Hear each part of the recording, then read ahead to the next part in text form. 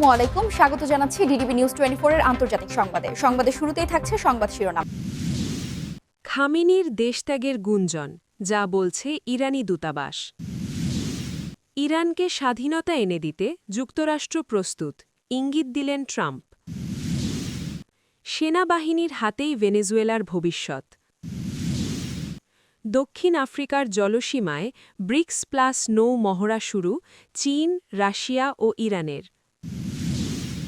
ট্রাম্পের হুঁশিয়ারির জবাবে যা বললেন ইরানের পার্লামেন্ট স্পিকার। খামেনির রেড অ্যালার্ট, প্রস্তুত ইরানের সব বাহিনী। এতক্ষণ শুনছিলেন সংবাদ শিরোনাম, এখন থাকছে বিস্তারিত। খামেনির দেশত্যাগের গুঞ্জন, যা বলছে ইরানি দূতাবাস। সরকার বিরোধী বিক্ষোভে উত্তাল ইরান। দেশটির বিভিন্ন শহরে অর্থনৈতিক সংকট, উচ্চ মূল্যস্ফীতি ও বেকারত্বের বিরুদ্ধে ব্যাপক বিক্ষোভ চলছে। এরই মধ্যে একটি আন্তর্জাতিক মাধ্যমে দাবি করা হয়, ইরানের সর্বোচ্চ নেতা আয়াতুল্লাহ আলী খামেনি দেশ ছাড়ার প্রস্তুতি নিচ্ছেন। তবে এই দাবি সম্পূর্ণ প্রত্যাখ্যান করেছে ভারতে অবস্থিত ইরানি দূতাবাস। প্রতিবেদনে বলা হয়েছিল, ৮৬ বছর বয়সী খামেনি বিক্ষোভ তীব্র হলে এবং নিরাপত্তা বাহিনী বা সেনাবাহিনী সরকারি নির্দেশ মানতে অস্বীকৃতি জানালে পরিবারের প্রায় ২০ জন ঘনিষ্ঠ সদস্যকে নিয়ে দেশ ছাড়তে পারেন। এমনকি তার সম্ভাব্য গন্তব্য হিসাবে রাশিয়ার রাজধানী মস্কোর কথাও উল্লেখ করা হয়। আরও দাবি করা হয়, তার বিদেশে সম্পদ রয়েছে। তবে এই বিষয়ে ভারতের ইরানি দূতাবাস এক বিবৃতিতে জানায়, এসব দাবি সম্পূর্ণ মিথ্যা, ভিত্তিহীন ও বিভ্রান্তিকর। দূতাবাস জানায়, ইসরায়েলের সঙ্গে ১২ দিনব্যাপী যুদ্ধ চলাকালীনও খামেনি দেশ ছাড়েননি। ফলে বর্তমান বিক্ষোভের কারণে তিনি পালিয়ে যাচ্ছেন এমন দাবি পুরোপুরি অসত্য। দূতাবাস একে শত্রু রাষ্ট্রগুলোর ছড়ানো অপপ্রচার বলে উল্লেখ করে তীব্র নিন্দা জানিয়েছে। ভারতীয় সংবাদমাধ্যম এনডিটিভিকে দেওয়া সাক্ষাৎকারে কয়েকজন ইরানি নাগরিক বলেন, মূল্যস্ফীতি সত্যিই একটি বড় সমস্যা এবং তারা চান এটি কমুক। তবে তারা স্পষ্ট করেছেন, তারা খামেনির বিরোধী নন। তাদের মতে, যারা খামেনির বিরোধিতা করছেন তারা মূলত সাবেক শাহ রেজা পাহলাবির সমর্থক ও বিদেশি শক্তির ঘনিষ্ঠ। এদিকে কোম শহরের ইসলামী চিন্তাবিদ মাওলানা জমির জাফরি বলেন, খামেনি সম্প্রতি ৩ জানুয়ারি জাতির উদ্দেশ্যে ভাষণ দিয়েছেন, যা প্রমাণ করে তিনি সক্রিয়ভাবেই দায়িত্ব পালন করছেন। তিনি বলেন, তেহরানে মোটামুটি সবকিছু স্বাভাবিক। এছাড়া খামেনি দেশ ছেড়ে পালাচ্ছেন এমন খবর সম্পূর্ণ মিথ্যা বলেও তিনি মন্তব্য করেন। তিনি আরও বলেন, এই ধরনের প্রতিবেদনে নামহীন সূত্রের কথা বলা হয়েছে, কিন্তু কোনো প্রমাণ নেই। যাচাই না করে এমন সংবাদ প্রকাশ থেকে ভারতীয় মাধ্যমকে বিরত থাকার আহ্বান জানাচ্ছি। ইরানকে স্বাধীনতা এনে দিতে যুক্তরাষ্ট্র প্রস্তুত, ইঙ্গিত দিলেন ট্রাম্প। যুক্তরাষ্ট্রের প্রেসিডেন্ট ডোনাল্ড ট্রাম্প ইরানের চলমান সরকার বিরোধী বিক্ষোভের নিয়ে মন্তব্য করেছেন। ১৪তম দিনের আন্দোলনের প্রেক্ষাপটে শনিবার ১০ জানুয়ারি তিনি সামাজিক মাধ্যম ট্রুথে লিখেছেন, ইরান স্বাধীনতা চাইছে এবং যুক্তরাষ্ট্র তাদের সহায়তায় প্রস্তুত। ট্রাম্পের পোস্টে বলা হয়েছে, ইরান স্বাধীনতার দিকে এগোচ্ছে, সম্ভবত আগে তারা এমন স্বাধীনতার আশা করেনি। যুক্তরাষ্ট্র সাহায্য দিতে প্রস্তুত। ২টি রাতের বিরতির পর শনিবার রাত থেকে তেহরানের রাস্তায় আবারও বিক্ষোভ শুরু হয়েছে। লন্ডন ভিত্তিক ইরান সরকারের বিরোধী সংবাদ মাধ্যম ইরান ইন্টারন্যাশনাল ২টি ভিডিও প্রকাশ করে, যেখানে দেখা যায় তেহরানের হেরাভিতে কয়েকশো মানুষ জমায়েত হয়েছেন। এছাড়া রাজধানীর পূর্বাঞ্চল চিতগারেও বেশ কিছু মানুষ একত্রিত হয়েছেন। তারা ক্ষমতাচ্যুত ও নির্বাসিত শাহ রাজতন্ত্রের বিরুদ্ধে স্লোগান দিচ্ছেন। অনেকেই গাজা নয়, লেবানন নয়, আমার জীবন ইরানের জন্য এমন স্লোগানও দিচ্ছেন। সেনাবাহিনীর হাতেই ভেনেজুয়েলার ভবিষ্যৎ। ২৭ বছর ধরে ভেনেজুয়েলার রাজনীতিতে সেনাবাহিনী বা ন্যাশনাল বলিভারিয়ান আর্মড ফোর্সেস ছিল হুগো চাভেজ ও তার উত্তরসূরি নিকোলাস মাদুরোর ক্ষমতার মূল স্তম্ভ।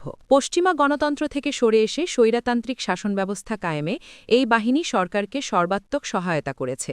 কিন্তু গত সপ্তাহে মার্কিন স্পেশাল ফোর্সের হাতে খোদ সামরিক ঘাঁটি থেকে মাদুরো আটক হওয়ার পর দেশটির ক্ষমতার সমীকরণে বড় পরিবর্তন এসেছে।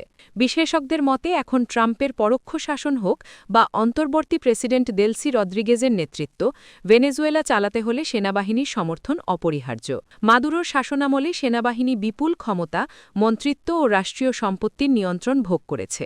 বিনিময়ে তারা বিরোধীদের দমন করে সরকারকে টিকিয়ে রেখেছে। তবে মাদুরোকে রক্ষা করতে না পারায় সেনাবাহিনীর ভাবমূর্তি ও সক্ষমতা নিয়ে বড় প্রশ্ন উঠেছে। ভেনেজুয়েলায় স্থিতিশীলতার চাবিকাঠি এখন সেনাবাহিনীর হাতে। দেলসিকে ক্ষমতায় টিকিয়ে রাখতে এবং দেশে গৃহযুদ্ধ বা বিশৃঙ্খলা এড়াতে সামরিক বাহিনীর সমর্থন জরুরি। ট্রাম্প প্রশাসনও রদ্রিগেজের ওপর ভরসা রেখেছে সেনাবাহিনীর সঙ্গে তার যোগাযোগের কারণে। নতুন বাস্তবতায় টিকতে হলে সেনাবাহিনীকে কঠিন শর্ত মানতে হবে। প্রথমত, মাদক পাচারের অভিযোগ থেকে নিজেদের মুক্ত করতে হবে। দ্বিতীয়ত, যুক্তরাষ্ট্রের সঙ্গে নতুন তেল চুক্তি মেনে নিতে হবে। তৃতীয়ত, জনগণের ওপর দমনপীড়ন কমাতে হবে। বিশ্লেষকরা বলছেন, সেনাবাহিনী যদি পরিবর্তনের সঙ্গে খাপ খাওয়াতে ব্যর্থ হয় এবং রদ্রিগেজ ও ট্রাম্পের সমঝোতা মেনে না নেয়, তবে ভেনেজুয়েলায় আরও বড় মার্কিন হামলার ঝুঁকি তৈরি হতে পারে। ফলে নিজেদের অস্তিত্ব ও দেশের স্বার্থে সেনাবাহিনীকে এখন স্থিতিশীলতাকারী শক্তি হিসাবে ভূমিকা রাখতে হবে।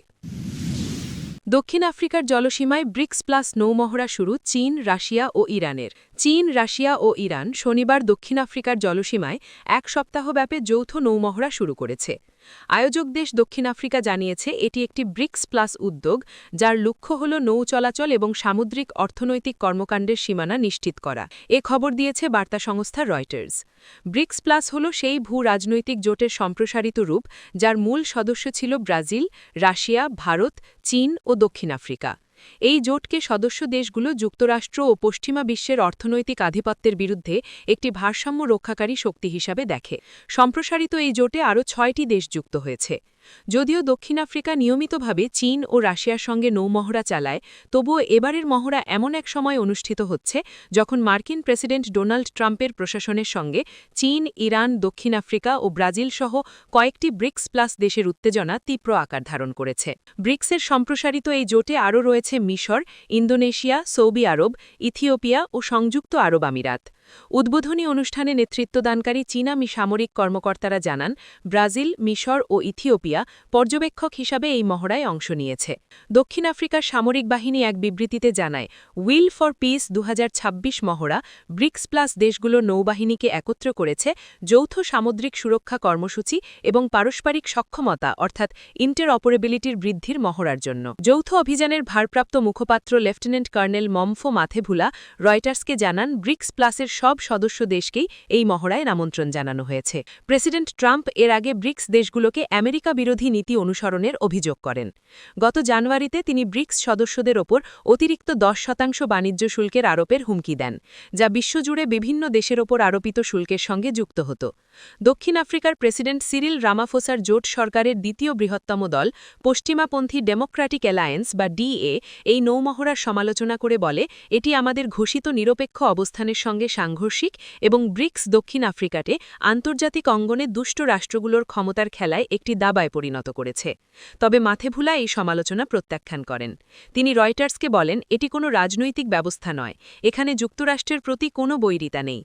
তিনি আরও উল্লেখ করেন, দক্ষিণ আফ্রিকার সময় সময় মার্কিন নৌবাহিনীর সঙ্গেও যৌথ মহড়া চালিয়ে থাকে। ট্রাম্পের হুঁশিয়ারির জবাবে যা বললেন ইরানের পার্লামেন্ট স্পিকার।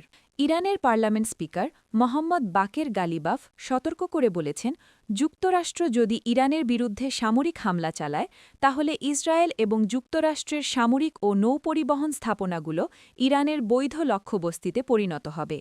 ইরানে বিক্ষোভ দমনে কঠোর অভিযানের প্রেক্ষাপটে মার্কিন প্রেসিডেন্ট ডোনাল্ড ট্রাম্পের হুঁশিয়ারির জবাবে তিনি এ মন্তব্য করেন। খবর ইরান ইন্টারন্যাশনালের। গালিবাফ বলেন, বৈধ আত্মরক্ষার কাঠামোর মধ্যে আমরা শুধু আঘাতের পর প্রতিক্রিয়ায় নিজেদের সীমাবদ্ধ মনে করি না। আমরা ট্রাম্প ও এই অঞ্চলে তার মিত্রদের সতর্ক করে দিচ্ছি, তারা যেন কোনো ভুল হিসেব না করে। এ সময় তিনি ট্রাম্পকে ভ্রমগ্রস্ত বলেও আখ্যা দেন। এদিকে দ্য নিউ ইয়র্ক টাইমস যুক্তরাষ্ট্রের একাধিক কর্মকর্তার বরাতে জানিয়েছে, ইরানে চলমান বিক্ষোভ দমনে কঠোর অভিযানের জবাবে কিভাবে প্রতিক্রিয়া জানানো যায় তা নিয়ে সাম্প্রতিক দিনগুলোতে মার্কিন প্রেসিডেন্ট ডোনাল্ড ট্রাম্পকে নতুন সামরিক হামলার বিভিন্ন বিকল্প সম্পর্কে অবহিত করা হয়েছে। প্রতিবেদনে বলা হয়, ট্রাম্প এখনও চূড়ান্ত সিদ্ধান্ত নেননি। তবে প্রাণঘাতী বিক্ষোভ দমন অভিযানের প্রতিক্রিয়ায় সামরিক হামলার অনুমোদন দেওয়ার বিষয়টি তিনি গুরুত্বের সঙ্গে বিবেচনা করছেন। নাম প্রকাশে অনিচ্ছুক সূত্রের বরাতে নিউ ইয়র্ক টাইমস আরও জানায়, ট্রাম্পের সামনে যে বিকল্পগুলো তুলে ধরা হয়েছে তার মধ্যে তেহরানে বেসামরিক লক্ষ্যবস্তুতে হামলার প্রস্তাবও রয়েছে। খামেনির রেড অ্যালার্ট, প্রস্তুত ইরানের সব বাহিনী। তেহরানে চলমান সরকার বিরোধী বিক্ষোভের প্রেক্ষাপটে ইরানের সর্বোচ্চ নেতা আয়াতুল্লাহ আলী খামেনি দেশের নিরাপত্তা ব্যবস্থাকে ইতিহাসের সর্বোচ্চ সতর্কতায় নিয়ে গেছেন। ব্রিটিশ দৈনিক দ্য টেলিগ্রাফের প্রতিবেদনে জানানো হয়েছে ২০২৫ সালের অপারেশন রাইজিং লায়নের সময়ের চেয়েও এবার নিরাপত্তা সতর্কতা আরও কঠোর করা হয়েছে। সম্ভাব্য বহিরাগত হুমকি মোকাবেলায় সক্রিয় করা হয়েছে ভূগর্ভস্থ তথাকথিত মিসাইল সিটিগুলো। প্রতিবেদন অনুযায়ী এক জ্যেষ্ঠ ইরানি কর্মকর্তা জানিয়েছেন, যুক্তরাষ্ট্রের B-52 বোমারু বিমান আকাশে উড়লেও খামেনি তেহরান ছাড়বেন না। অন্য একটি সূত্র দাবি করেছে, সেনাবাহিনী বা পুলিশের তুলনায় তিনি ইসলামিক রেভলিউশনারি গার্ড কোরের ওপর বেশি ভরসা করছেন। কারণ তার ধারণা IRGCর ভেতরে বিদ্রোহের ঝুঁকি প্রায় নেই। তবে অতীতে অন্যান্য বাহিনীতে ভাঙন দেখা গেছে। কার্যত নিজের রাজনৈতিক ভাগ্য তিনি IRGCর হাতেই সঁপে দিয়েছেন। দ্য টেলিগ্রাফ আরও জানিয়েছে, শুধু শুক্রবারই দেশজুড়ে অন্তত ২,২৭৭ জনকে গ্রেফতার করা হয়েছে, যাদের মধ্যে ১৬৬ জন অপ্রাপ্তবয়স্ক এবং ৪৮ জন বিশ্ববিদ্যালয় শিক্ষার্থী। একই সময়ে আন্তর্জাতিক অঙ্গনে কড়া বার্তা দিয়েছেন যুক্তরাষ্ট্রের প্রেসিডেন্ট ডোনাল্ড ট্রাম্প।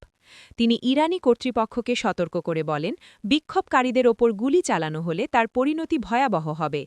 তার ভাষায়, ইরান বড় বিপদে রয়েছে এবং পরিস্থিতি এমন দিকে যাচ্ছে যা কয়েক সপ্তাহ আগেও কেউ কল্পনা করেনি। এরই মধ্যে নির্বাসিত ইরানি যুবরাজ রেজা পাহলভি দেশজুড়ে সাধারণ ধর্মঘট ও শহর দখলের আহ্বান জানান। সামাজিক যোগাযোগ মাধ্যমে দেওয়া এক ভিডিও বার্তায় তিনি বিক্ষোভকারীদের সাহস ও দৃঢ়তার প্রশংসা করে বলেন, জনগণের উপস্থিতি প্রমাণ করে দিয়েছে যে ইসলামী প্রজাতন্ত্রের নেতৃত্ব ভয়ে কাঁপছে। তিনি বিশেষ করে পরিবহন, তেল, গ্যাস ও জ্বালানি খাতের শ্রমিকদের জাতীয় ধর্মঘটে যোগ দেওয়ার আহ্বান জানান। পাহলভি জনগণকে শনিবার এবং রবিবার সন্ধ্যা ৬টা থেকে জাতীয় পতাকা ও প্রতীক নিয়ে রাস্তায় নামার অনুরোধ জানিয়ে বলেন, লক্ষ্য শুধু বিক্ষোভ নয়, বরং শহরের কেন্দ্রগুলো দখল করে ধরে রাখা। একই সঙ্গে তিনি নিরাপত্তা বাহিনীর ভেতরে যারা সরকার বিরোধী সহযোগিতায় যুক্ত হয়েছেন তাদের দমনযন্ত্র আরও দুর্বল করার আহ্বান জানান। ভিডিও বার্তার শেষ দিকে তিনি জানান, বিজয়ের মুহূর্তে জনগণের পাশে থাকতে তিনি নিজেও দেশে ফেরার প্রস্তুতি নিচ্ছেন। এদিকে টাইম ম্যাগাজিনের এক প্রতিবেদনে বলা হয়েছে, বৃহস্পতিবার তেহরানে বিক্ষোভ চলাকালীন অন্তত ২১৭ জন নিহত হয়েছেন, যাদের অধিকাংশই সরাসরি গুলিতে প্রাণ হারান। একই রাতে আন্তর্জাতিক অঙ্গনে শক্তি প্রদর্শনের অংশ হিসেবে ইরানি যুদ্ধবাজ রাশিয়া এবং চীনের নৌবাহিনীর যৌথ সামরিক মহড়ায় অংশ নেয়।